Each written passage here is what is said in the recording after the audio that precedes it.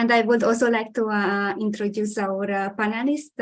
First, our moderator, Dr. John Pratt. Thank you very much for the introductory speech. Dr. John Pratt is Emeritus Professor of Criminology at the Institute of Criminology at Victoria University of Wellington in New Zealand. His field of research are comparative penology and the history of sociology of punishment. His books include Populism, Contrasts in Punishment, and Law, Insecurity and Risk Control, Neoliberal Governance, and the Populist Revolt. His writings have been translated in 12 languages, and he has been invited to lecture on his research at universities in North America, Latin America, Europe, and Australia. The awards he has received for his work include the 2009 Radzinovitz Award by the editorial board of the British Journal of Criminology, an invitation to take up a one-year fellowship at the Strauss Institute for Advanced Studies in Law and Justice at New York University between 2010 and 11, election to fellowship of the Royal Society of New Zealand in 2012, and in 2013 he was awarded the Society's Maison Duty Award medal, given to a nation's preeminent social scientist. As Dr. Pratt highlighted, the order will be first Dr. Imogen Richards, and she will be talking about the situation in Australia, and the title of her lecture is From Past to Present, the question of populism, extremism, and the far right in Australia. She's a lecturer in criminology at Deakin University. She researches in the areas of social, news, and alternative forms of online media, including the political economy of counterterrorism and the performance of security in response to social crisis. She has books with Routledge and Manchester University Press exploring the political economy of neo-jihadist and counter-terrorist movements and the public scholarly practices of criminologists. Her next book, Global Heating and the Australian Far Right, will be published by Routledge in 2023. Our next speaker will be Rachel Sharples. She will focus on racism and prejudice in Australia with a presentation titled Racism, White Privilege and White Supremacy in Australia. She is a lecturer of sociology in the School of Social Sciences at the Western Sydney University. She is a member of the Challenging Racism Project and the Diversity and Human Rights Research Center at VSU and the Center for Resilient and Inclusive Societies. Dr. Sharple's key areas of research include displaced persons, refugees and migrants in local and global settings, statelessness, citizenship and belongings, racism and anti-racism, and spaces of solidarity and resistance. Recent publications include anti-asylum seeker sentiment in the Australian population, claims of anti-white racism in Australia, and discrimination in sharing economy platforms. Sharple's manuscript, Spaces of Solidarity, was published by Berghahn Books in 2020. Finally, this takes us to our third speaker, Dr. Josh Roos, who will talk about masculinity, populism, and religion in Australia. He is a political sociologist and associate professor at the Alfred Deakin Institute for Citizenship and Globalization in the School of Humanities and Social Sciences at Deakin University in Melbourne. His research focuses primarily on political and religious extremism, populism, and the intersection with citizenship, economies, masculinities, and the rule of law. He's currently a chief investigator on an Australian Research Council funded study, the Far Right, Intellectuals, Masculinity and Citizenship, and lead chief investigator of another ARC funded project, Anti-Women Online Movements, Pathways and Patterns of Participation.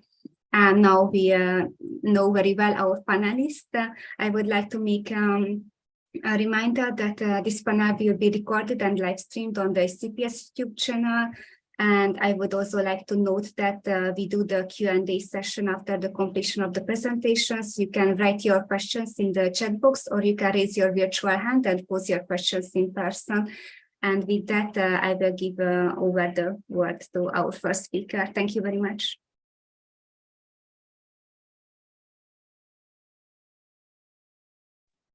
Okay, thanks, Anita and John. I'll just share my slides just a moment.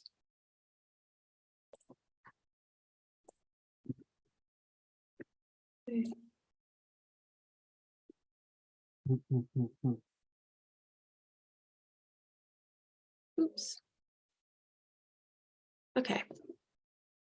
All right, so this title might be a little bit misleading, but today I'm not going to focus on trying to redefine populism for the Australian context, but what I am going to do is try to think about how a critical perspective on populism, drawing on some of its key ideas, can help us to understand uses of environmental politics by far-right actors or nativist and white nationalist actors that we sometimes describe as far-right in different stages through Australian history.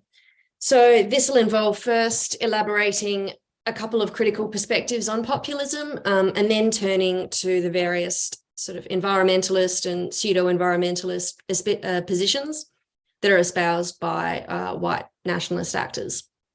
So this research is mostly drawn from a forthcoming co-authored monograph, which is titled Global Heating and the Australian Far Right.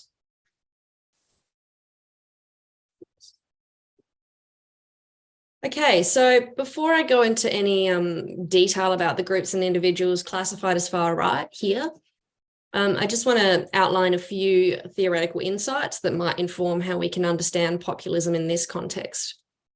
So I've given some of these authors a pretty short shrift here, but just drawing on some of their ideas for the purposes of my analysis.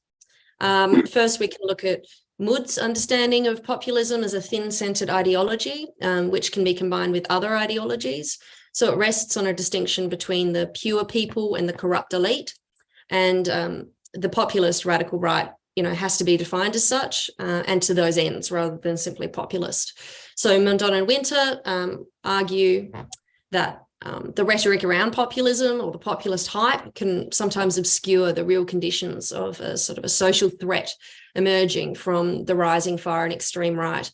So they also argue that the concept of populism can erroneously cast right-wing extremism as sort of emerging organically from a populous community or base, so from a kind of a plentiful community, when these attitudes are sometimes, a product of social divisions, which are actually entrenched and encouraged by powerful actors and through apparatus such as the media.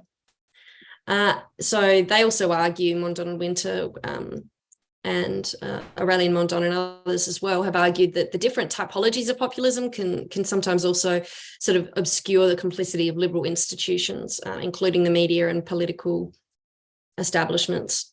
So Benjamin Moffat, particularly in the Australian context, has argued that populism is a political style rather than an ideology or a set of policy positions. So this style might be characterised by an appeal to, again, the elite, the people, versus the elite, and also the leverage of crisis or threat narratives. And this often occurs through performative and emotive media, rallies as well, and sort of forms of direct communication that bypass legacy media. So this is important, I think, in understanding the propagandizing function of the different kind of utilitarian, I would say, uses of environmental politics by different types of nativist and far-right white nationalist groups and individuals in Australian political history. So in this light, I also just want to recognise that populism, is used in the literature about Australian far-right political history pretty extensively, and it's used really with reference to the propagandizing techniques that are employed. And so this tends to sort of stand a little bit in contrast to some other uses of populism as a descriptor, which don't understand it necessarily as explicitly far-right, or which might incidentally serve to sort of obscure that fact. And obviously, of course, populism itself is not defined to, confined to, I should say, the left or the right of the political spectrum. But obviously, when I'm using the terminology here, I'm looking at the propagandizing techniques and the utilitarian usage of environmental tropes and territorial tropes as well. So hopefully that gives you a bit of context of what I'm sort of talking about here. Okay, so contemporary environmentalist expressions on the part of white supremacist groups can't be understood without first recognising the impact of Australia's colonial history. So this history was marked by the British genocide of Indigenous peoples who had been occupying the mainland for more than 65,000 years, and it extends to their current and ongoing criminalisation, dispossession and displacement. So it's important to acknowledge as well how the historical lack of honest appraisal of Australian colonisation has resulted in a lack of recognition of Indigenous people's spiritual and cultural practices which are related to land and country. So Australian nativist, white nativist relationships to the land have conversely ignored this, and they've been historically predicated on resource extractivism and uses of the land for economic ends, as well as European-style agriculture to those ends, but also in the notion of the establishment of the sort of Australian nativist legend, which was partly curated through this idea of a spiritual taming of a harsh natural environment. So not to go into too much detail about that, but to understand that kind of birthing or origin narrative for sort of contemporary white or colonial Australia, it's important to recognise Australia's history as a British colony and a penal colony for England. And that also had a profound impact on the settlers' relationship with both the British Empire and the environment. Excuse me. So in this light, it's important to recognise how white nationalism in Australia at Federation had both Republican Labourist and imperial colonialist elements. So a unique Australian legend or national identity developed in the late 19th and early 20th centuries, largely in response to challenges faced by predominantly working class British and Irish migrant settlers. So this identity was characterised by, and convicts, a rejection of British colonialism and a desire for independence. And it was centred around ideals such as self-reliance and egalitarianism, but only for able-bodied heteronormative white men. So the legend also related to the installation of the White Australia policy in 1901 at Federation, which enshrined the exclusive rights of white workers, and it also protected employers on the flip side from perceived threats of non-white economic competition. So this also followed a recent history in the 1850s. I'm not going to go through every decade, but to highlight the important moments of Republican Labourist white nationalism that was developing in the 1850s, exemplified through the racist riots by white sort of so-called diggers on the goldfields in Victoria and New South Wales. And there was also, it's important to recognise, it wasn't sort of uniformly sort of white diggers who were active in the goldfields, and there's a lot of literature and scholarship, particularly in Australian labour history journals as well, about the different involvements of the different political groups. But a substantial contingent were targeting Chinese miners with racial violence, and the Eureka flag became associated with this. And now, as sort of a symbolic hallmark, I guess, of this crossover almost between left and right, and not at all to homogenise, or any attribution of racism here. Eureka can refer to either working class solidarity and Australian nationalism versus, British colonialism, or it can refer to, the exclusivist rights of white workers. So it's used both by white supremacist groups like Jim Salim's Australia First Party that was established in 1996. And he was a prominent neo-Nazi sort of intellectual and activist, as I'll mention later. But it's also used by coalitions on the left, not with reference to white nationalism or white exclusivism. So the Eureka flag also appears in sort of union labour movements. So two key ruralist dimensions of the Australian legend were important in developing nativist perspectives on land, and this was the Bushman and the larrikin. So the archetypal figures developed in response to British colonialism, and also in response to the sort of trials of surviving in an unforgiving Australian landscape. So the Bushmen saw themselves as deeply connected to the land and valuing physical labour, and the Larrikin rejected who they saw as British colonial masters, and this included the British command at Gallipoli in World War I, the governing body in the Eureka Stockade on the goldfields, and also women sometimes who were seen as representatives of their imperial fathers. So both identities or components of this Australian legend celebrated symbolic self-reliance and independence and physicality over intellectual pursuits. Okay. So the Australian colonial legacy of exploiting or using local lands and territories for profit, often at the expense of Indigenous peoples, continues to this day through large-scale resource projects that result in displacement or dispossession and destruction. But some far and extreme right actors in the lead up to World War II were less concerned with this pattern of domination, and instead they aimed to forge a sort of a radical nativist movement based on the ideals of race and place, so a sort of an Australian inflection of blood and soil. So these figures, publications and organisations emerged largely in the interwar period, and David Bird in his book Nazi Dreamtime covers major influences during this time.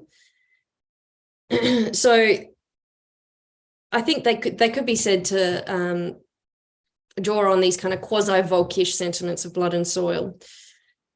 And they were constituted largely through literary magazines, conferences and news media, which Bird describes as a sort of a form of culture camp, or almost a kind of Gramscian metapolitics.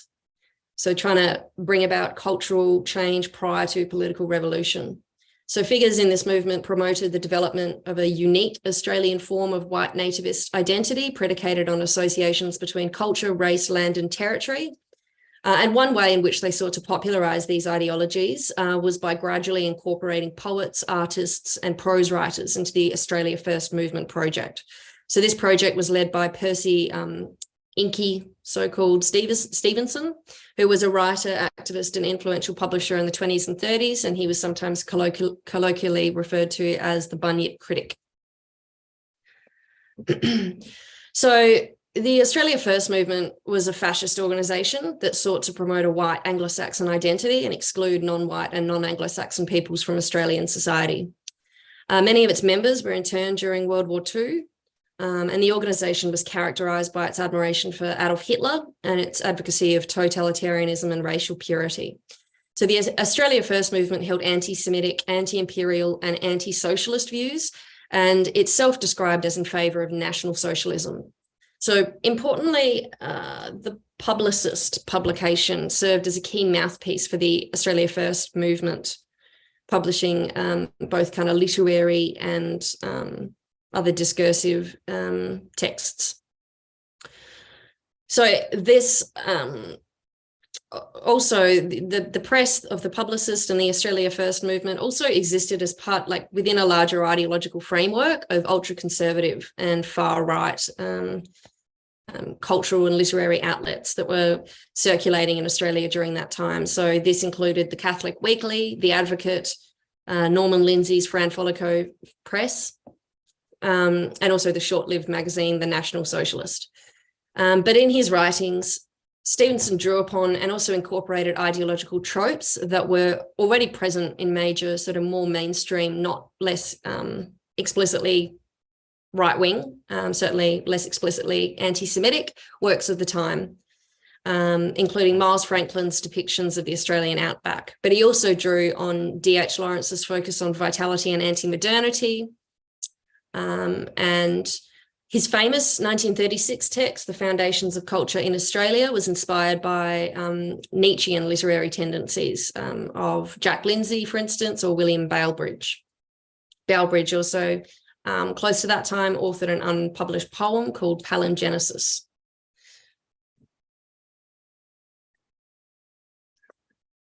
So the oppression of Indigenous peoples by the nativist extreme right was compounded as well in this period by the fact that several prominent nationalist literary actors of the interwar time expressed nominal support for the plight of Indigenous peoples, but also support for Nazi Germany. So they drew aesthetic inspiration from both the German dream and the Aboriginal dreamtime, or the Alcaringa, as an inspiration for an Australian nativist ideal. This was an attempt to kind of reconcile blood and soil politics for the Australian colonial context. So in the early 40s, members of a group called the Jindi Warrabak Literary Group at the University of Adelaide joined together with members of Australia First, or the Australia First movement, and they wrote a series of texts which incorporated Indigenous symbols and cultural heritage, blending those aesthetic aspects with quasi-Nietzschean expressions which are characteristic of Volkisch thought. So to establish a link between, I'm not quite sure on the time, so feel free just to speak. Yeah. You've got about 5 minutes left. Okay, I'll race through. I'll just say, a last point on this, Stevenson's, in his efforts to establish this sort of, pseudo-indigeneity, this connection between race and place, as Stevenson called it, he even asserted his own connection ostensibly between the genetic bloodlines of Indigenous people in Australia and his own so-called Aryan race. And that was called the Black Caucasian thesis, which was expounded by an Adelaide-based anthropologist in 1925. Okay, got quite a lot to get through. So, all right. So maybe just going over this slide quickly. So after World War II, the growth of cities due to industrialization and the emergence of sort of multicultural Australia contributed to a renewed focus on anti-urban sentiments among the far right. One of the very prominent organisations in that regard was the Australian League of Rights, which was described by the National Inquiry into Racist Violence in 1991 as the legal face of anti-Semitism, the best organised and most substantially financed racist organisation in Australia. So the Australian League of Rights included British Empire loyalism, as well as anti-communism, and its members sought to infiltrate the Australian country and Liberal parties. It also attempted to make from 1946 being established in 1946 initially in South Australia. It was then nationalised in 1960. But after 1946, the ALR also established its Victorian branch, through which the founder, Eric Butler, and John Weller attempted to enter into the early organic farming movement. So they made speeches to the Victorian Compost Society and became involved with the New Times magazine, which was a social credit theory magazine, which was modelled on the New English Weekly newspaper. I might just skip. Yeah, this is the last one. Sorry. Can I have a couple of minutes? Well, you've got 3 minutes left. Okay. Yeah, I can do that. So another aspect that started to gain traction, so post the 1960s, was Australian far-right groups' reflections of the sort of populationist or population reduction discourses that were emerging in progressivist environmental movements from the 60s. So on the previous slide, Jim Salim stated in his thesis, his PhD thesis, the synthesis of an environmentalist argument against immigration within a populist nationalist framework directed at overseas economic forces and internal traitors was inherently radical. And this kind of developed into, now on this slide, we see a kind of a quasi-bioregionalist focus emergent among some groups. So this was extant in the so-called national anarchists that rejected the sort of progressivist political anarchist ethic of egalitarianism, but they did emphasize, radical hierarchies, but along sub-state lines. And again, this was another iteration of connections to race and place. Another tendency, which doesn't immediately appear really to be that environmentally focused, but was based on sort of place and territory as well, and also connected to the sort of Australian legend in its connections to the Anzac history was the importance of militarism and military histories. So I've got some examples up there of leaders of the different groups at different periods and the importance of their own military histories. But and another case in point from the 80s was Jack Van Tongeren's Australian nationalist movement that I'll just highlight. From this time, that group and others started to recruit more actively from the Returned Services League. And they drew inspiration, the A&M in particular, from sort of various populist Australian historical figures like Ned Kelly, Henry Lawson, so poets, miners and bushmen in what one historian described as a proto-fascist historical cadre. So the A&M story stated that group advocated for racially pure folk communities bound together by loyalty to blood and soil and living culturally fulfilled lives in harmony with the rest of nature. Okay, I better stop there. But that gives you the main points. So we can revisit some of those in the questions if you want to follow up with anything. Thank you. Thank you. Okay, Rachel. Thanks, John. I'll just share my screen here as well.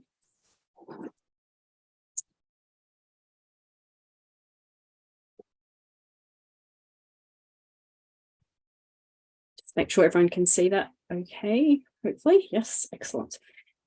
Okay, so I'm going to veer a little bit away from focus on sort of far right groups in Australia, not too much, but I want to sort of talk today about how far right sort of ideologies, I guess, have started to manifest in the general or mainstream population in Australia.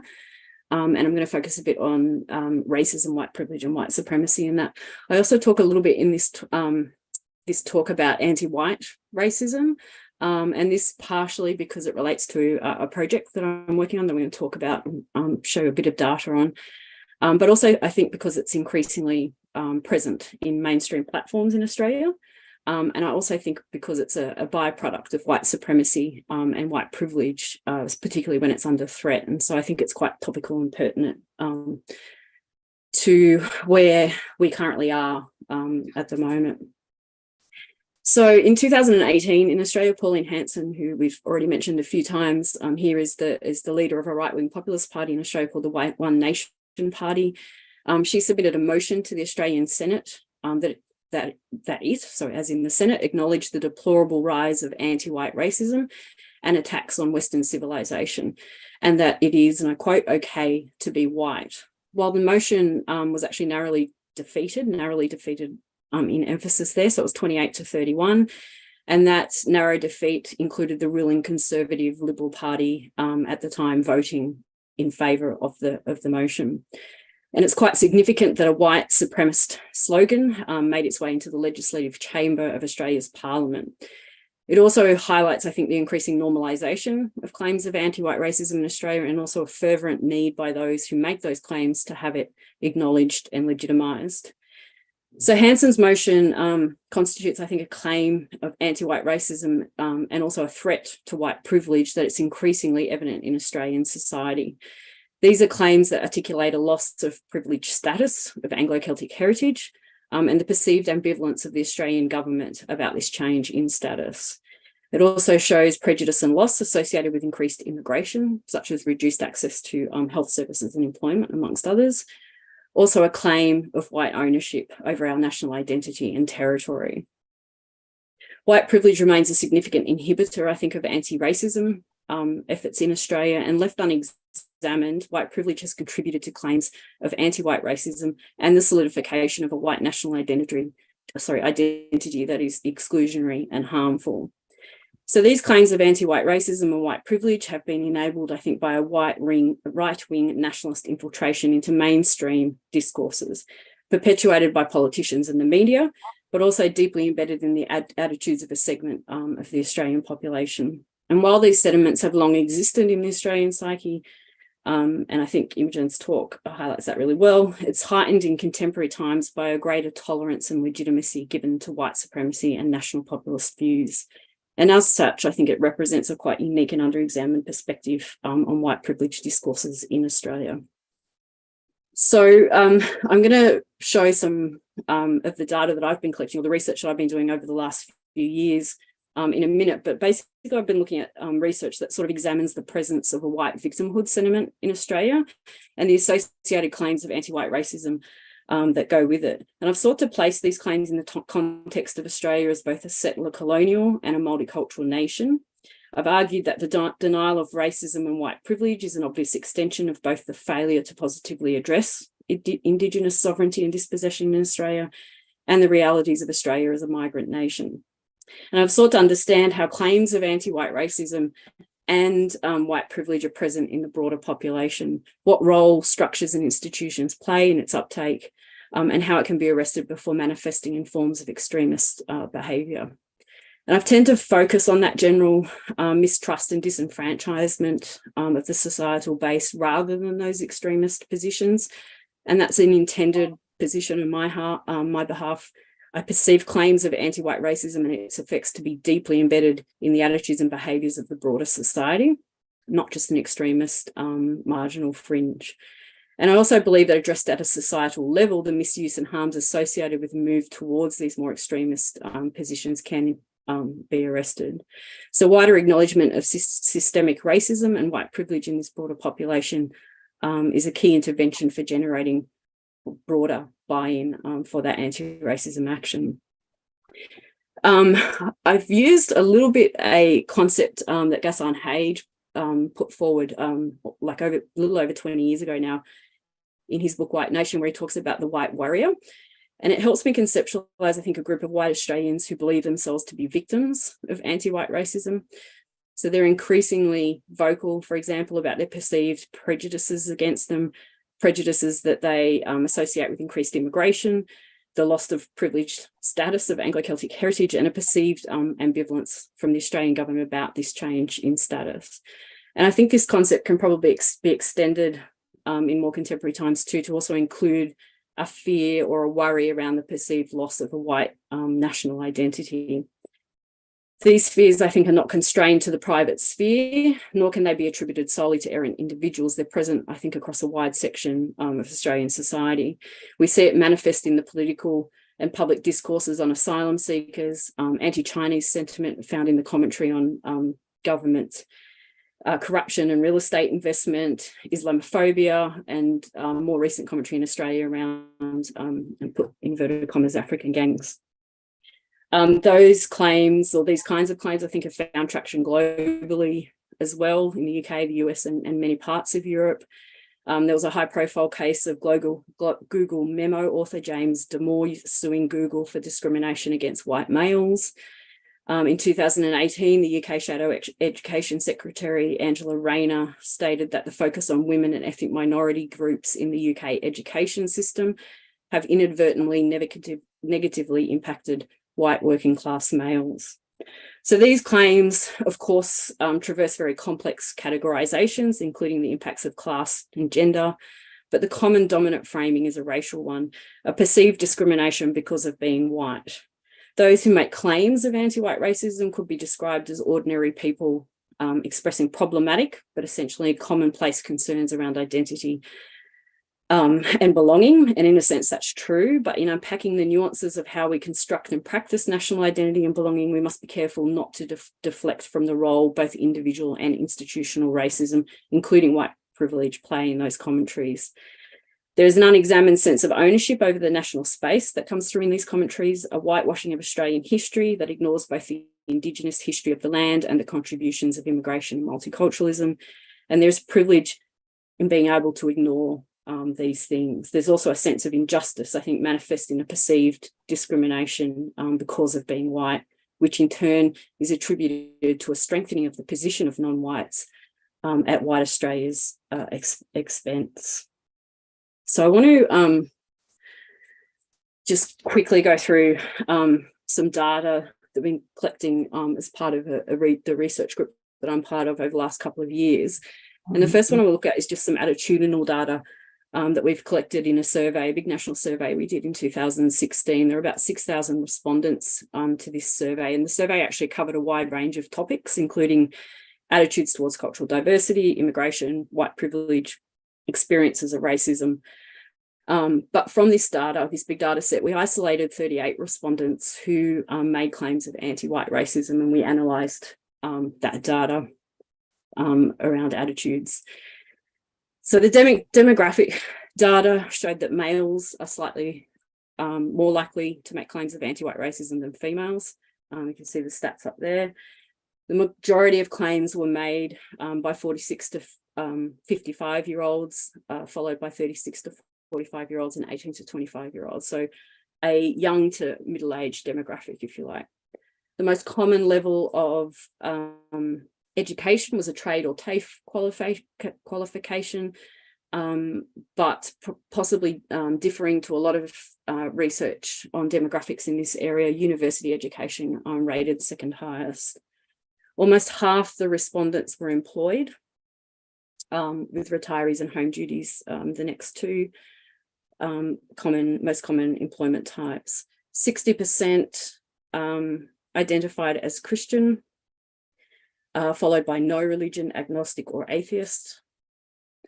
And those making claims of white racism, the vast majority, or 90%, born in Australia, with 97% speaking English.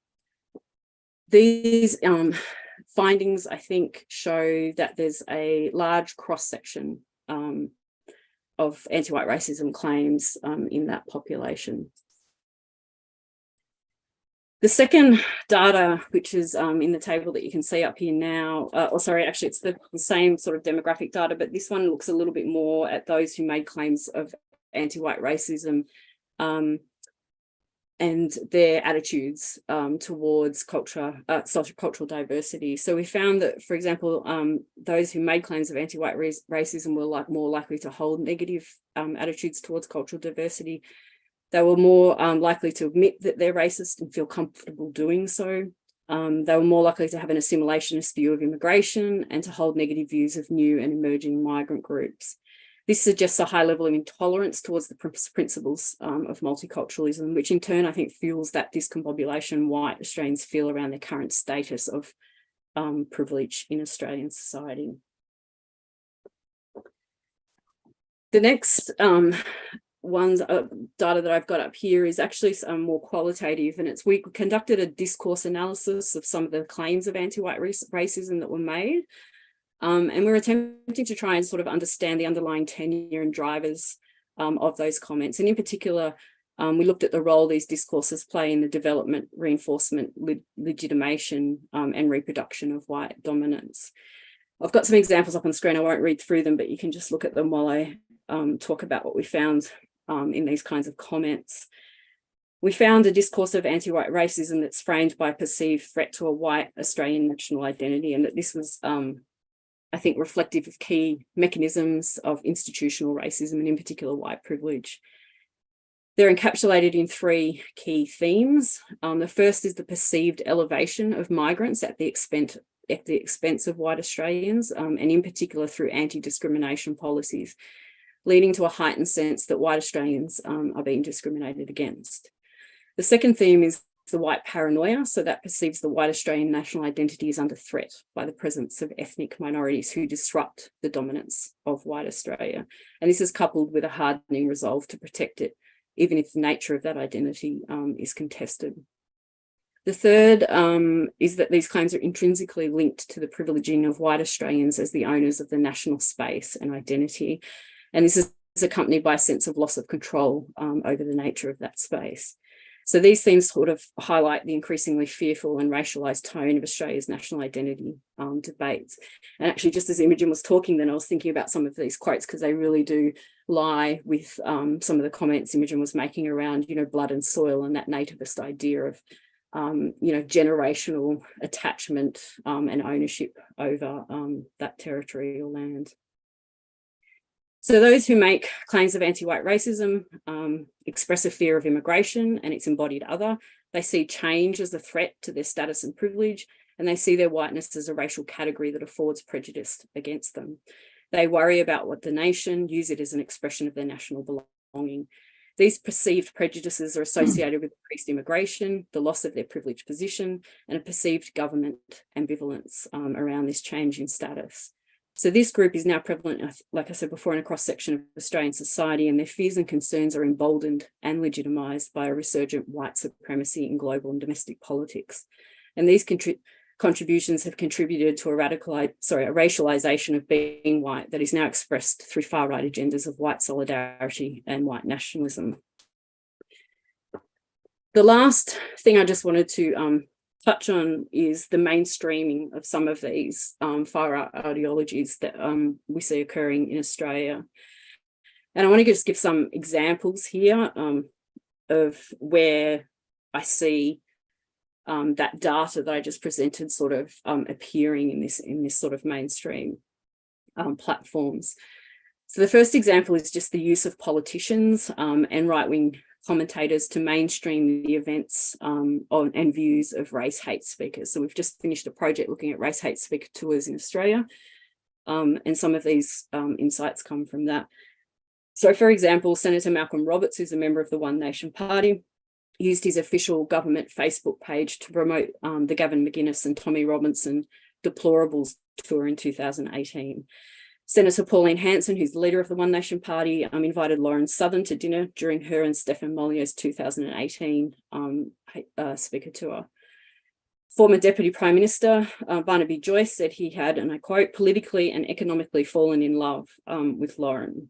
And in 2022, Jordan Peterson was invited to deliver a speech for politicians at Parliament House, which included the former Prime Minister Scott Morrison and other Conservative politicians, where he espoused his views on traditional family values, climate change denial, and freedom of speech.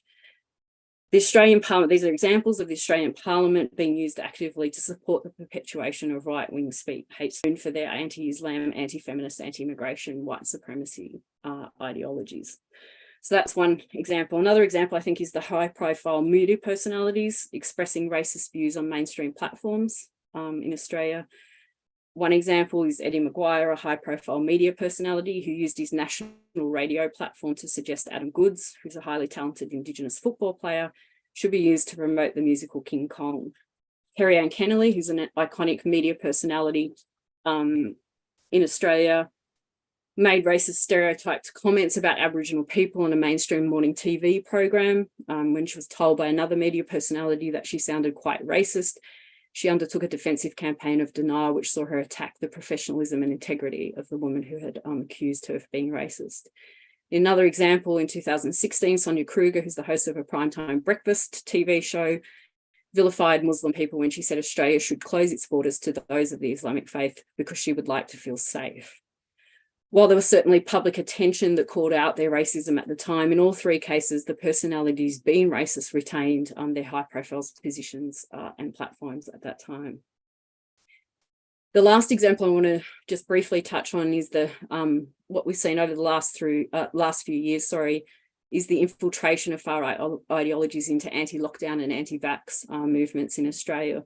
So, for example, the replication of the conservative family values in the use of "you can say no" to the jab, also a slogan that was used by the anti-marriage equality movement in Australia in 2017. We've seen the proliferation of conspiracy theories, not only around vaccines and health concerns, but also around freedom of movement, government control, and tracking devices. Conspiracy theories favoured by the far right. And we've seen far-right political parties spreading mis and disinformation about COVID and vaccines. In the same way that white supremacists can feel threatened by the rapid changes in Western society, the anti-lockdown movement feels threatened by the rapid changes in their world order that COVID brought with it. And in many ways, far-right ideologues capitalised on the sentiments and visibility of anti-lockdown movements to espouse their own far-right agendas. And this, of course, was a platform on an unprecedented scale. These may seem like isolated incidents, but they are increasingly evident across mainstream media and political platforms in Australia. The populist mainstreaming of racism and claims of anti-white racism normalises such claims and provides recognition and legitimacy to those making them. While these views have long existed in the societal fringes of conservative right-wing discourses, they're also prevalent in mainstream society. Populist mainstreaming takes many forms, from political legitimisation, such as former Prime Minister John Howard routinising and normalising the racism of Pauline Hanson's One Nation Party in the early 2000s, which then actually set the direction of political policy for the next 2 decades in Australia, to the invitation to right-wing hate speakers such as Milo Yiannopoulos and Jordan Peterson to address Australia's parliament, to the tolerance of the high-profile racists in retaining positions of leadership and power. This not only emboldens racism in the everyday, but it works to establish racism as an acceptable or tolerable norm in society. So just in conclusion, am I going all right, John, for time? I'll just wrap this up. Great. Just some final thoughts. I think over the last 2 decades, the Australian political landscape has turned increasingly to the right, and this has been spurred by the political dominance of Australia's Conservative Liberal Party, which has governed for the last 20 of the last 25 years, as well as the ascendance of various far-right political parties. So the formation of groups such as One Nation, Rise Up Australia, the Australian Liberty Alliance and the Australian Conservatives, they've all helped to push narrow expressions of Australian identity out of the political margins and onto the national stage. One Nation took a famously strong line on immigration and multiculturalism in the 1990s, with party leader Pauline Hanson calling for a radical review of immigration policy and the abolition of multiculturalism. More recently, she sought to capitalise on anti-Islam sentiment and has pushed the belief that whites are victims who are not protected by anti-racism legislation or social practices. And in late 2018, Senator Cory Bernardi, who was the leader of the Australian Conservatives Party, released a number of blog posts attacking the recognition of white privilege. According to Bernardi, and I quote, "This white privilege nonsense is a contagion and is offensive, if not racist, towards many Australians." These constitute some of the ongoing tensions that define our policy and public debates over migration and national identity in Australia, and the way nationalist white supremacy ideologies have come to define these debates. While our politicians jockey to create the definitive understanding of what the Australian national identity is and who should belong, the Australian public, and in particular those who feel threatened by the nature of these debates, find themselves in an environment rife for the politics of fear and division. The theme that emerges from these policy debates, and which we see reflected in the populist media, is a powerful dichotomy, I think. The struggle between our potential as a national people that can embrace its cultural diversity and what we need to safeguard, typically articulated as the need to protect our white colonial heritage or white national identity. And I will leave it there as well. I look forward to questions. Right, thank you. And so, Josh, your turn. All right, thank you. Just sharing screen. Mm-hmm.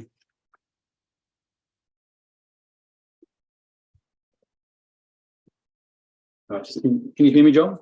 Everyone? Yeah. No, good to go. Yeah, thank you. So I'm speaking to you today from Melbourne, Australia, and the land of the Wurundjeri people, and I pay my respects to their elders past and present. And it's actually an interesting day to be talking about Indigenous Australians, because today the actual wording for a referendum was put forward to the Australian people by our Prime Minister, which will give, if approved, a voice and recognition for Indigenous Australians in Parliament. So it's actually a really important day in this country's history at the moment. So the two previous presentations have very ably covered aspects of racism, the far right and populism in Australia. I propose a slightly different lens here, that of masculinity and religion. Both are perceived by far right populists and extremists to face existential threat, and are central in many ways to their political agenda. Today, I'll start by giving a little context to where Australia currently finds itself. The story behind the emergence of far-right populism, the Australian far right, and growth in textualist religion that ideologically intersects with these developments is one of decline, a sense of deep loss and anger, as an attempt is made to claw back a perceived loss of power. And really at the crux of this is angry men, which is really what I focus on in most of my work. And there's no shortage of that at the moment.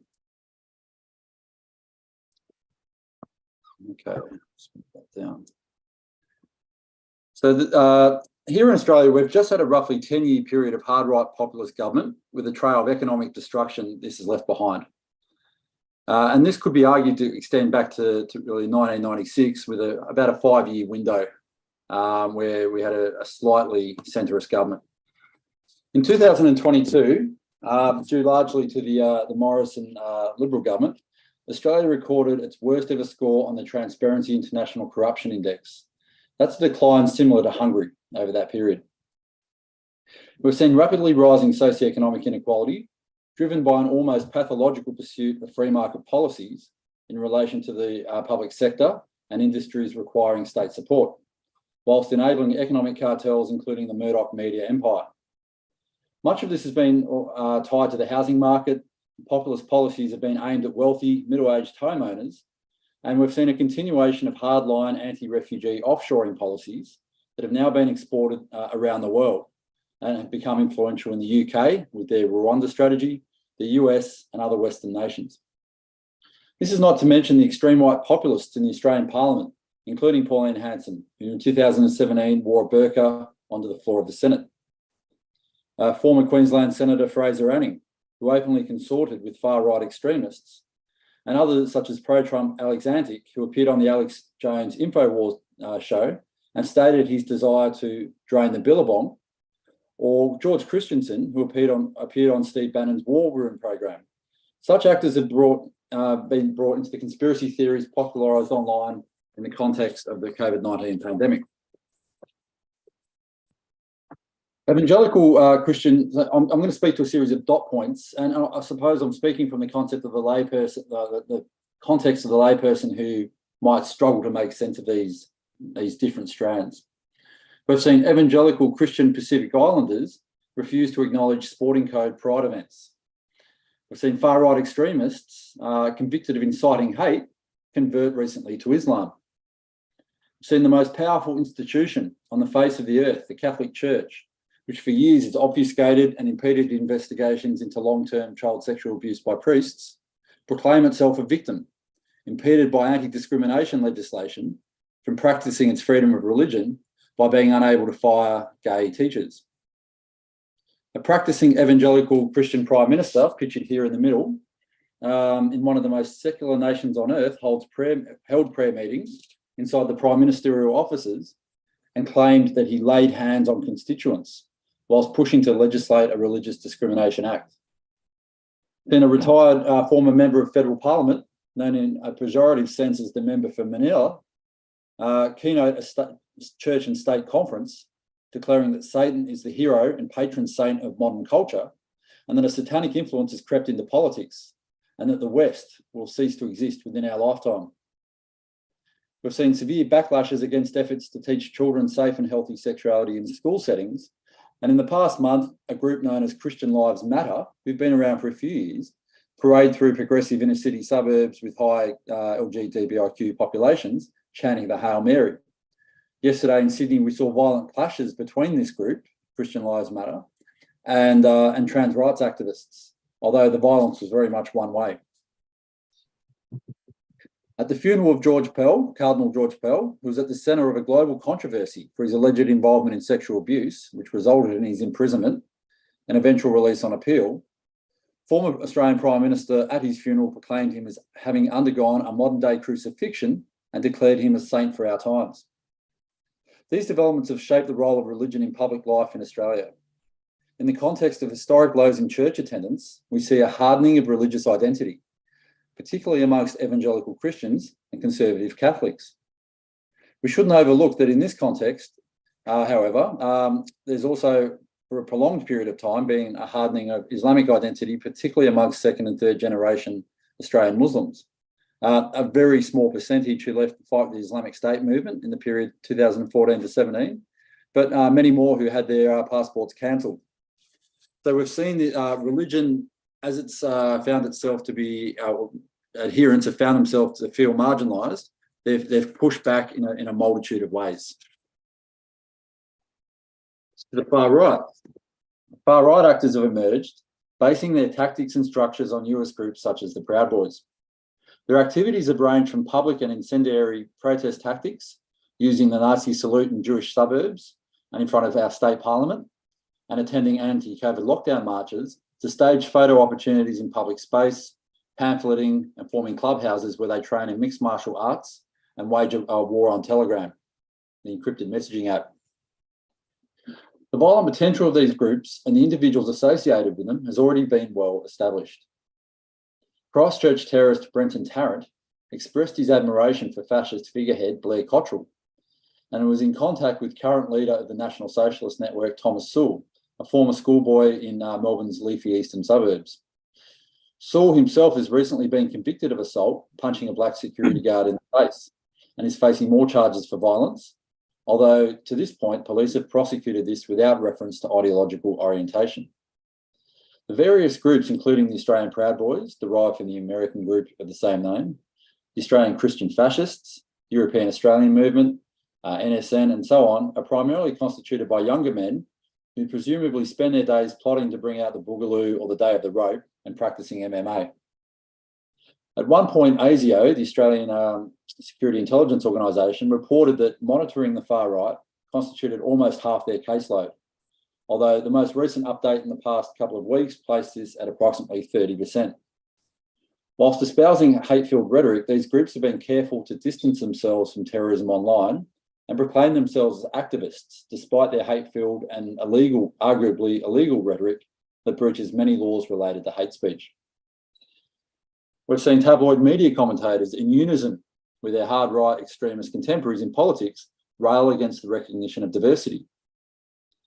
Men by the far right are framed as losing out and being displaced by feminism, women's rights, trans and LGBTIQ recognition, and political correctness, or as they like to call it, wokeness. Religion or faith is equally claimed to be undermined by immorality, human rights, secularism, and a powerful liberal, or as they see it, Jewish elite. In this context, far-right textualist Christians and others have adeptly mobilised both masculinity and religion as recruitment mechanisms, urging men to reclaim the power that they once possessed both domestically and against their enemies. Now, I should note as a small footnote, there has been a change of government in Australia over the last year, which may remedy at least a small portion of this, but it would take a lot more than 1 year to see any sort of real change. So how do we unpack and make sense of these developments? To understand the far right and populist right, we must pay attention to masculinity, by which we mean the social construction of what it is to be a man. Masculinity defines the social expectations of manhood and the social structuring of hierarchies based on the privileging of what is considered masculine and the devaluation of that considered feminine. The participants in far-right groups are primarily men. But beyond this, such groups' origins, ideologies, internal processes, and means of recruitment are tied in powerful ways to masculinity. That is, they are tied to the political, cultural, and economic relations of many men's lives, to influential ideologies about men and gender, and to narratives about men's roles and position in society.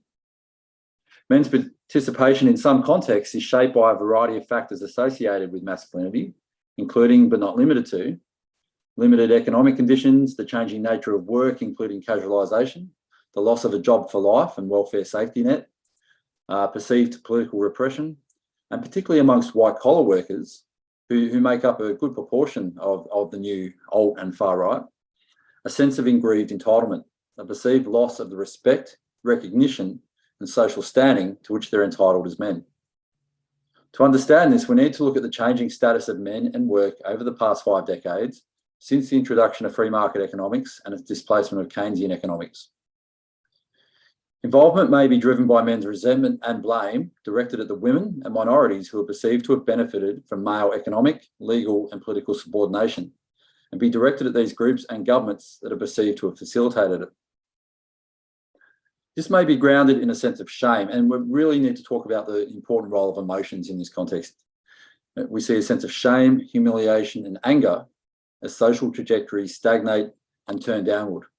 As Guy Standing put it, anger, anomie, anxiety, and alienation undermine the traditional sense of masculinity bound in a sense of self-reliance, strength, and the ability to provide for one's family. In the context of time, I'm not going to go too much into further sort of exploring masculinity, other than to note Connell and Messersmith's important differentiation between hegemonic masculinity as the ideal way of being a man in a society. It's normative, but only a minority of men might enact it, it's the most honoured way of being a man, and a sense of subordinated masculinity. The sense that you're not really a man by societal standards. And that's viewed by people like Greg Noble as emphasising a hyper-masculinity, a performative dimension here that's emphasised through displays of physicality and toughness.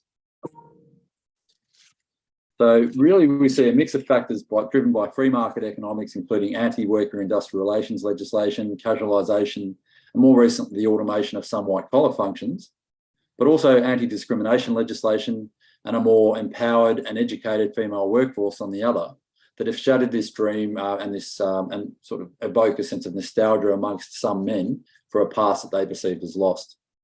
And this is actually increasingly common across the spectrum.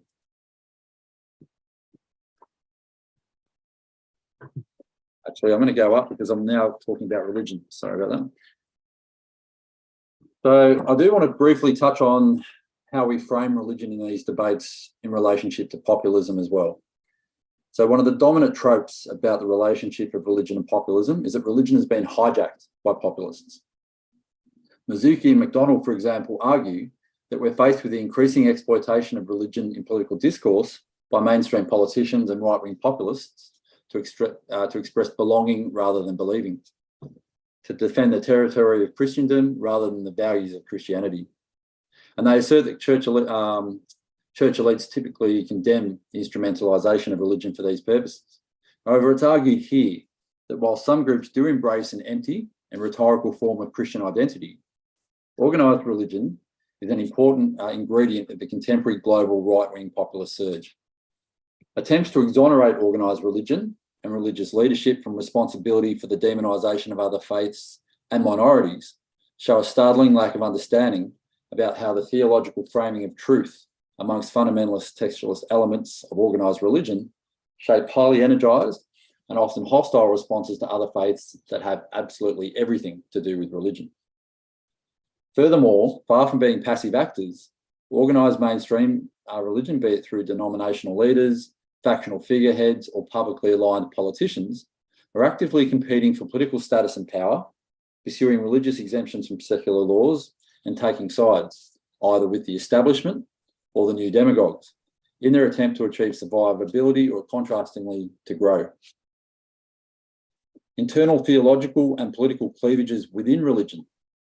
For example, the hardline conservative bishops and cardinals, as opposed to Pope Francis, or within various denominations here in Australia as well, are really critical and often involve significant animosity. Those on each side seek the same reward, legitimacy and opportunity to lead the institution in the direction they want it to go. And this is particularly the case where authority is not devolved. So possession of a unique claim to truth, that is, an understanding and unique relationship with God or a supreme deity, is an essential component of all, if not, or most, if not all, religions. Indeed, the most significant and indeed proudest claim, as Corbett says, of any theological proposition is to be true. So for some deeply pious faith holders, the claim to truth leads to a journey of discovery and attempts to reconcile this with other faith traditions through interfaith work and ecumenicalism. But for many others, the claim to a unique possession of truth defines the boundary of religious community. Those who use truth claims to demarcate community may be understood as textualists or fundamentalists. And to this extent, I frame Catholic fundamentalists as Catholicists in the same way that scholarship has framed Islamists. Historically, challenges to truth claims by perceived imposters and all that meant politically have been dealt with through violent means, whether by symbolic repudiation using powerful language or conquest. And there's a long history of this in every religious tradition. And we see this globally now, where religion is being mobilised as part of a project of national renewal, be it Putin in the Orthodox Church, the Law and Justice Party in Poland, evangelicals in the US, and both the Catholic Church and evangelicals in Australia, Erdogan and Islam, and so on. Textualist religious actors are keen to court political power. They see the decline of their base, that is decreasing religious adherence, and they seek the power to shape institutions and laws. So, for example, the primary example of this over the last 5 or 10 years would be the successful capturing of the US Supreme Court by religious conservatives. And we're now seeing the beginning of a long-term impact of that. So where are these key intersections emerging? We know that there's key intellectual, ideological, and I suppose affinities between hard-right populists, far-right extremists, and textualist religious actors occurring. They all claim possession of a universal truth, a sense of having been marginalised, and a powerful sense of persecution and victimhood. They have a nostalgia for an imagined lost past. They all carry with them an aggressive anti-secularism, a need to reassert Christian values and morality, and whilst slightly differing iconographies, nonetheless, there are many patterns and similarities that you can identify in actually examining them. We see a reassertion of traditional household structures, that is, restoring men to a position of societal dominance. Across the far right, Islamist groups, manosphere groups, conservative politics as a whole, we see this really strong preoccupation with restoring men as head of the household, as breadwinners, women as being put back in the home to breed, to basically bring about the next generation of the race or the religion. And so we see a strong anti-women attitude against the right to choose. There's a powerful anti-feminism, anti-rights. There's a depiction amongst many of these groups of Western women as licentious whores. Misogyny is, in many respects, a gateway to the far right in its contemporary manifestation. We see a hatred of LGBTIQ communities. And if anyone's been paying attention to developments here in Australia, there's a anti-trans activist touring the country. And so the far right, you'll see in this picture on the right-hand side, have actually attended some of these protests. If you look to the bottom left here, we see the Christian Lives Matter movement marching through the streets of Newtown in Sydney. And if you look to the top left here, you see angry young men, Muslim men, protesting the Innocence of Muslims movie back in 2012. And it's really quite remarkable that in a world where we talk about youth being disengaged, that increasingly it's young people, young angry men, who are really becoming more active in these spaces. We see this hatred of other groups, the other, a powerful anti-Semitism emerging across the spectrum of actors. We see anti-science attitudes, a hatred of the political left, the belief of a global conspiracy of a liberal elite. And interestingly, race is playing less of a role in some of these dimensions. It's about the ideological orientation more so. So implications, well, as I've said, we're seeing the convergence of different forms of textualist religion, far-right attitudes, hardline right-wing conservatism in terms of the way that they view the world. And here we see them effectively view the West as amoral, as constituted by one big global conspiracy theory. You can see the various groups represented here in this picture. And so whilst what we need to understand better is the extent to which their attitudes intersect with mainstream values, mainstream politicians and members of the community. We need to understand the extent to which these groups, which remain small, are capable of building a larger movement, are capable of building a larger profile in the wider population, because that's where the real damage can be done. And it is a critical time in the aftermath of COVID-19 lockdowns, where the world is facing significant, set of economic challenges that we haven't seen for many generations. So we have an opportunity to deal with these challenges, but we face really significant, powerful consequences if we get it wrong. Thank you. Thank you. Thank you. Okay, we can go to questions now. Anyone want to ask a question about participants?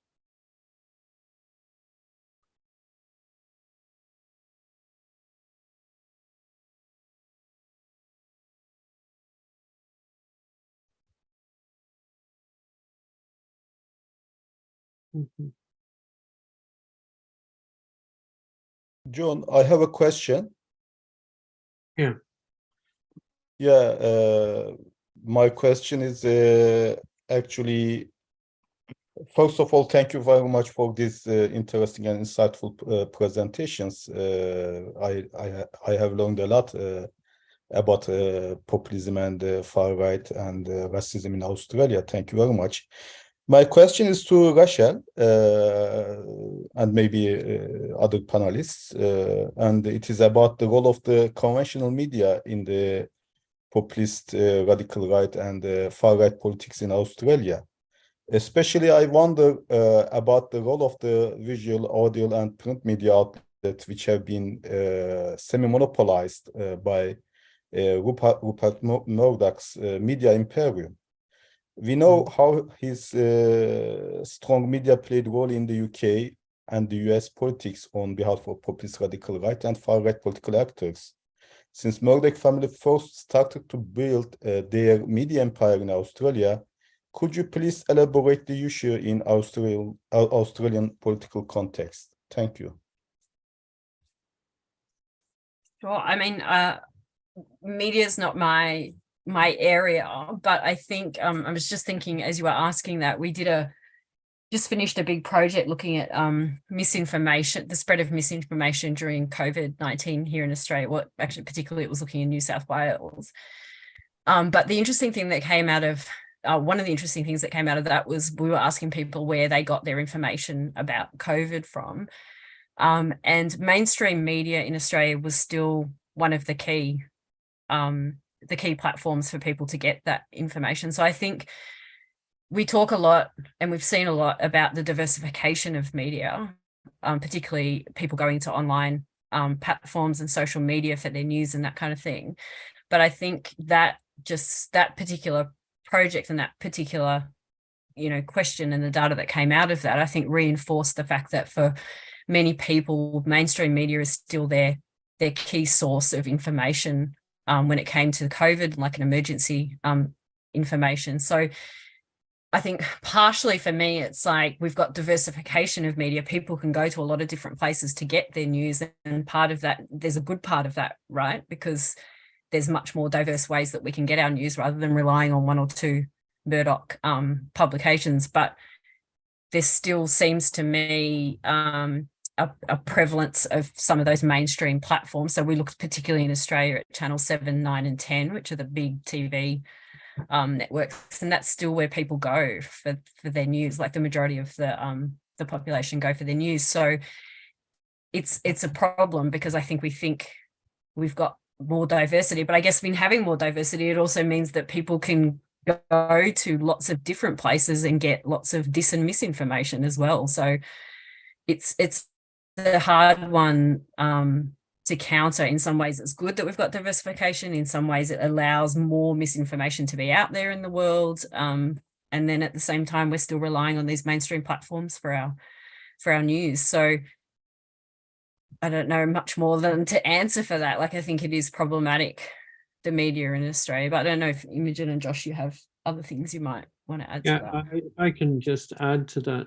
I think COVID-19 produced a big resurgence of reliance on national broadcasting organisations, ABC in Australia, Radio New Zealand here, BBC, right? People didn't, by and large, most people didn't, during COVID-19 panic and lockdowns, spend their time scouring the internet for the latest conspiracy theories. They switched on the radio to listen to the news, the latest news, how many new cases there were, and so on and so forth. So there was a big resurgence of popularity in mainstream broadcasting organizations, but particularly the national broadcasting organizations, and they regained a lot of ground that they had lost in the previous 2 or 3 decades to the multiplicity of satellite stations and so on and so forth. I mean, whether they've been able to cling on to that audience since the COVID issues died down a bit is another matter, but certainly COVID, as I've argued in a number of places, actually proved to be an antidote to populism. One aspect of which was the way in which the mainstream media made a comeback.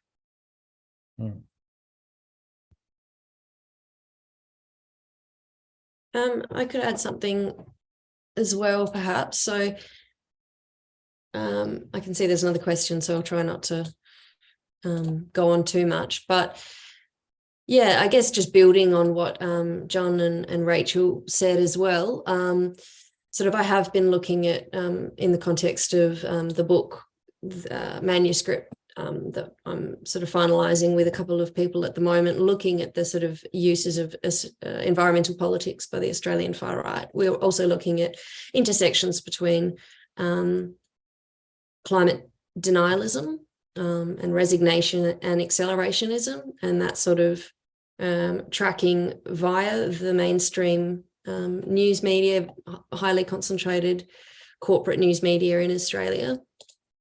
And I think there's some interesting kind of case examples there, even in respect of conspiracy being circulated during the 2019-2020 Black Summer bushfires. So there was sort of a hashtag arson emergency, which erroneously blamed the devastating bushfires that were happening on Australia's east coast at that time on sort of arsonists. So there was a conspiracy theory that it was either fire jihad or arsonists, or the Australian Greens were to blame because they had been ostensibly against controlled burning practices, which they're usually actually in favour of. So all of these conspiracy theories circulated via Murdoch media in concerted campaigns, and they actually filtered in part through alternative far-right news sites to the mainstream media, circulating on social media, also with bots. There's been some interesting campaigns, sort of coordinated bot campaigns. I just say as well, there's sort of Scott Pointing and Briskman have researched anti-Muslim prejudice, which was sort of emphasised in the Australian news media through the sort of post-2001 securitisation of Muslim communities.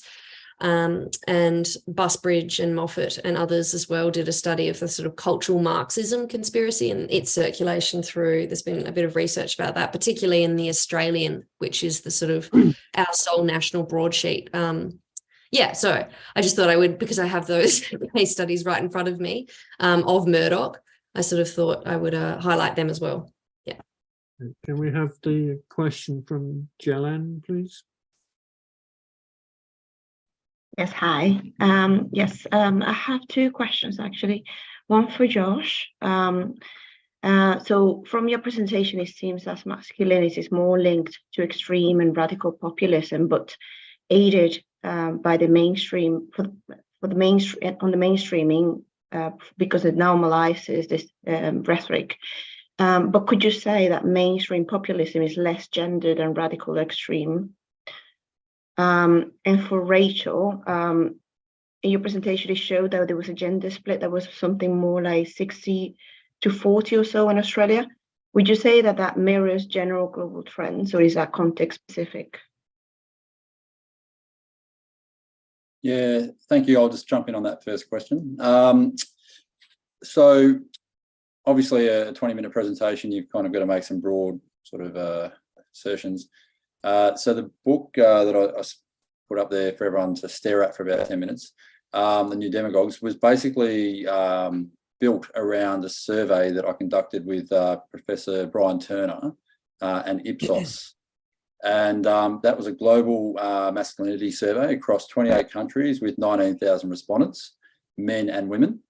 And so in that book, I used the data related to Australia, the US and the UK. But speaking to Australia, for example, we asked the same questions globally. Some countries you couldn't actually ask those questions around gender, for example.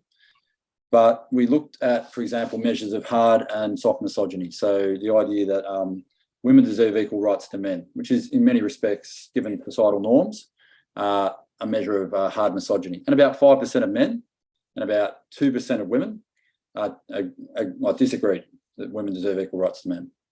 But that was much higher amongst younger men than it was amongst older men. But then we asked a measure of soft misogyny, so the idea that rights of women have gone too far, which ties into all the cultural sort of arguments going on, in particular across the conservative spectrum. Interestingly, about 34% of young men aged 18 to 34 agreed with the proposition that rights of women have gone too far, and it gradually declined with age. But interestingly, women, about 24 to 25% of Australian women agreed with that proposition as well, which is quite astounding, particularly when you look internationally, and the figures were much lower. So Australia was in many respects comparable to the US and UK in its results, but on that measure of attitudes to women, much lower. Then attitudes to minorities, Australia had some quite high on the proposition that minorities are threatening or undermining national cohesion or constitute a threat to national security. And older men were much more likely to respond affirmatively to that, whilst younger men were less.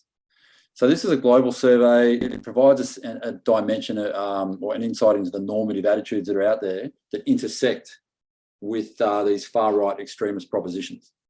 And so really, when you can say that at least a third of men hold, to some extent, anti-women attitudes, and that's one of the primary elements of the far right and hardline conservative Christian sort of narrative, then there is a potential for intersection, and there's a potential susceptibility to these narratives.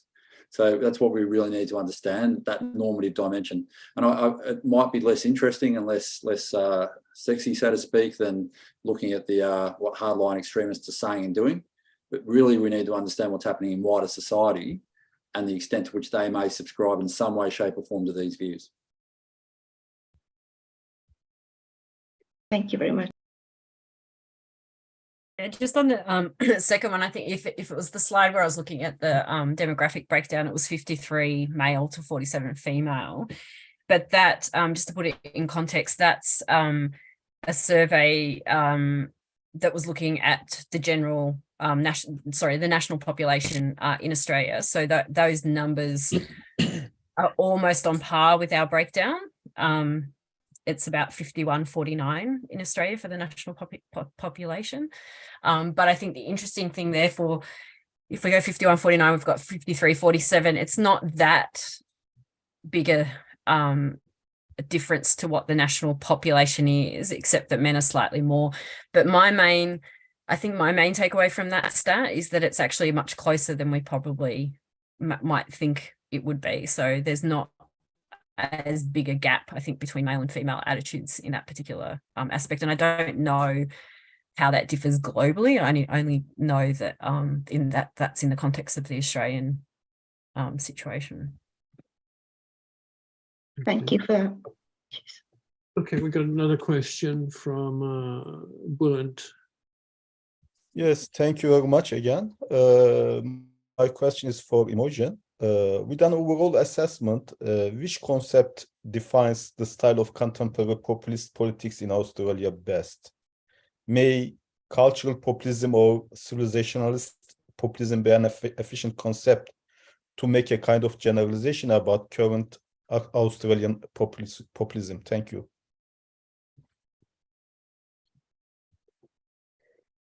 So you said sort of cultural versus civilizational?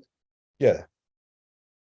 Yeah, so to be honest, I don't want to sort of fudge it. I'm not really a populism expert. I don't usually research necessarily through that lens, even though I do find it useful, sort of as I sort of showed in this application. I think certainly I would tend to associate the kind of cultural populism with the, I guess, characteristic propaganda tropes and the modes of discourse, sort of in line with Benjamin Moffat's sort of description, that it's really important to emphasize the style, the direct communication style, So perhaps in some national contexts, bypassing mainstream media, but then sometimes, as in sort of the example I just mentioned in response to the question about media, that there can be very much crossover in these sort of new media environments with traditional legacy media, so broadcast and print, which are actually they've got a kind of a dialectical relationship with new media, including through automated postings and so on.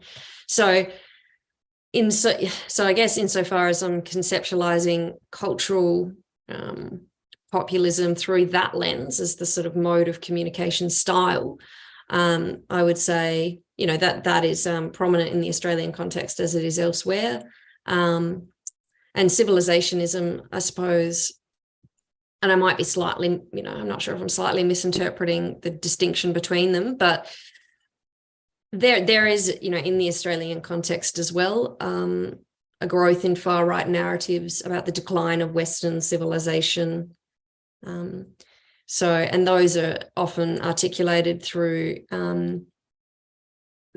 also land environmental kind of narratives, the sort of we, you know, flew here and, you know, arrived here and curated the landscape in such a way as to bring civilization to, you know, sort of a kind of savage environment, that kind of language, you know, it is very, very prominent. And that's really prominent on the, so even the arrival of the first fleet at Botany Bay in 1788 with the first fleet of convicts with British settlers was imagery of that, famous paintings depicting that sort of shared. The images of those are shared on, you know, the telegram pages of the European Australian movement, which is a partner organisation to the National Socialist Network, you know, which was mentioned before.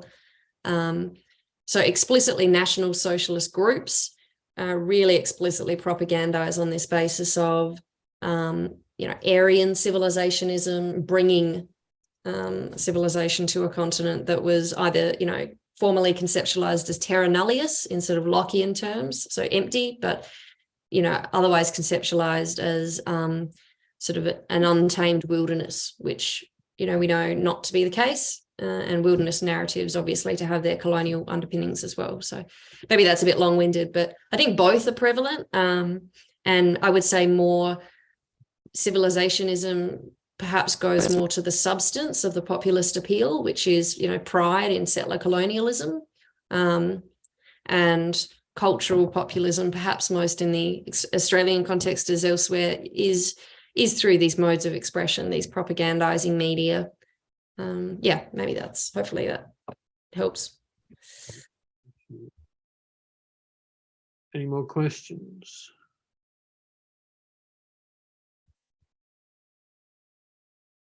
Okay. Ali Selçuk, please stand.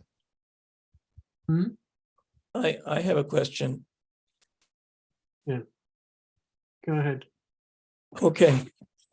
Thank you very much for the fascinating presentations, actually. I want to ask Professor Imogen Richards, and maybe the other panelists as well.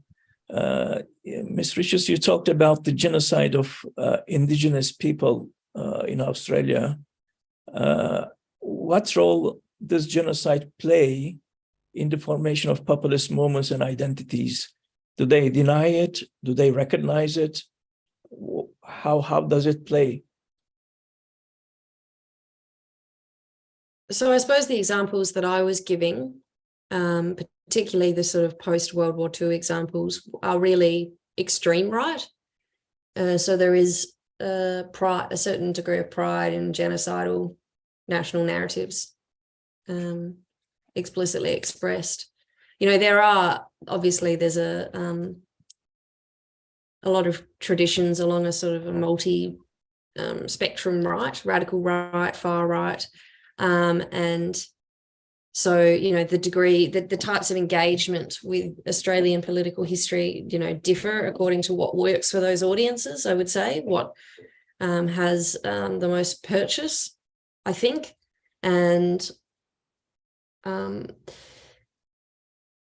I suppose, yeah, so probably as with other contexts, I think I can't really generalize, I suppose, across all the radical far and extreme kind of right in Australia and say that there is some clear current of approaches to the Australia's history of colonisation, but I think an important distinction is that, you know, what these groups are trying to do is in part access like identitarian narratives, especially with this idea of remigration, you know, so compared to the European context, there's similar tropes here, especially given the sort of Australia's border policies and offshore processing and narratives around that, and the uses of that by far-right groups internationally, like Casa Pound and Generation Identity.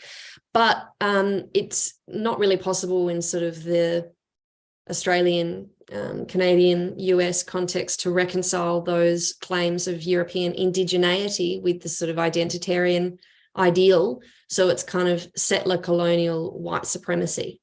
It's sort of, so civilizationism again becomes potentially more important even in that respect as and yeah, so that's sort of answering the previous question, but yeah, I'm not sure exactly where I was going with that. Does that help a little bit? I guess so what the importance of genocidal narratives, I think the importance of genocidal narratives speaks to that impossibility of reconciling the identitarianism ideas of race and place, the kind of quasi-Eurasianist connections with land and territory as well, for the Australian context, relying on this neo-colonial, now white supremacy, which has its roots in those genocidal histories. So they sort of necessarily form and comprise a part of that, which is, you know, we have a right to access and exploit the lands and territories by virtue of this history. So it's actually even more kind of pride of history and place, I would say, than other in other contexts. Hopefully that helps. And at the present time as well, I mean, there's a great deal of support amongst the far right for genocidal activists. I mean, you sent, we have an Australian mass murderer who's going to be in New Zealand prisons for life for his slaughter of 51 Muslims in Christchurch 3 or 4 years ago. I mean, it's not the practice in New Zealand to name this person, to give him any air at all, right? That's the way we deal with him here. But I mean, his so-called manifesto quoted Breivik in Norway, and also made favourable references to Donald Trump and so on and so forth.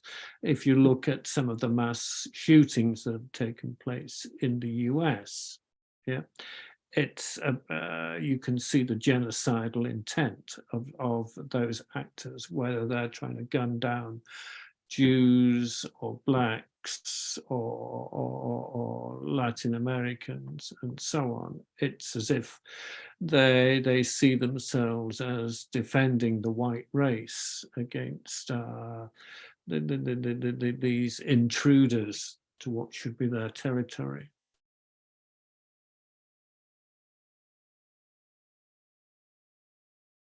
Okay, so anyway, do we have any more questions? Yes. This time my question is for Josh. You mentioned that the religions were or have been hijacked by populists.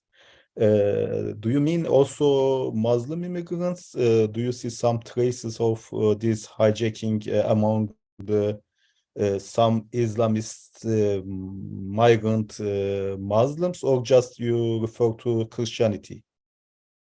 Yeah, so I think what I'm doing here is critiquing the concept or the notion that religion's been hijacked by populists. because at the crux of every religion is a concern with societal change, and at their heart, in particular with textualist forms of religion, which really make truth claims, then we see effectively a concern with setting themselves apart, with contesting power, and doing whatever it takes to further the faith. And so in the context of Islam, Catholicism, and Christianity, every great faith, we see a willingness to align with great power, whether or not where it serves the religion's interest. So I focus primarily on Christianity because I think it was completely underdone. There was this massive preoccupation with what was going on within political Islam. But I think actually Catholicism in particular, I was actually the director of a research institute at the Australian Catholic University. I was exposed firsthand to Catholic politics. I met with George Pell at the Vatican at one point, and in his office. And I asked him, I said to him, what are the key threats to the Catholic Church right now? And his answer was, number one, identity politics and Islam. And this was the number 3 in the Vatican. And so he viewed the Catholicism faced an existential threat and was seriously concerned. Now, given this was at the height of Islamic State's powers and so on around 2016, but he also he had pictures of just a big bookshelf of Margaret Thatcher on his wall. So this was someone who was a very politically savvy, politically engaged, and viewed the church as having other enemies, so other faiths, but also gay activists, the push for recognition of same-sex marriage and other things. And really, this wasn't someone whose religion had been hijacked. This was someone who was clearly steering effectively a political ship to further what the purposes and the power of the church. And this is present across the different traditions. And so if you understand that, you can understand why there's a convergence with other faiths, and as they all seek to band together in many respects against what they see as this immoral, corrupt world that's attacking them and their views and their rights. Okay, Jelen, you want to ask your question again? Yes, if that's okay. Actually, it's just in response to that answer.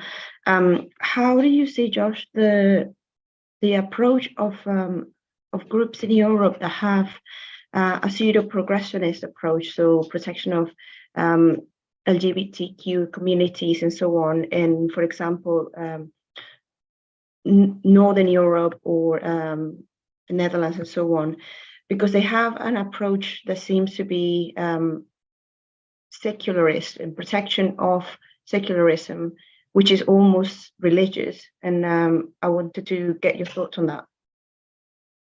I suppose I would frame them as contextualists, not textualists. They are about interpretation of the effectively the holy books in context in relation to the world around them, and they're open. They view, for example, the message of Jesus as relating to the vulnerable and those at the margins, rather than a black and white, in or out sort of perspective shaped by Old Testament theology. So really, to me, I mean, the progress in religion comes from its reading in context, and in context with, for example, contemporary technologies that are emerging. But what we're seeing is this: as people feel marginalised, they gain comfort, in particular, from the textualist reading, which is really focused on contestation, on us versus them, on a very black and white narrative view of the world. Thank you. Okay. Does anyone else want to ask a question? No. All right. Well, I'm going to use that as the opportunity to wind things up now, as it's getting very late here in New Zealand. And I hope you have a good day in Europe, wherever you are. Good evening, nice evening, while you still enjoy in Australia.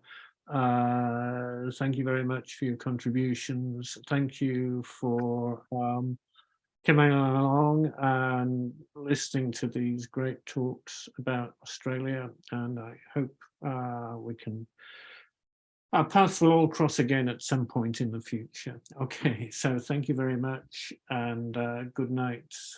Thank you.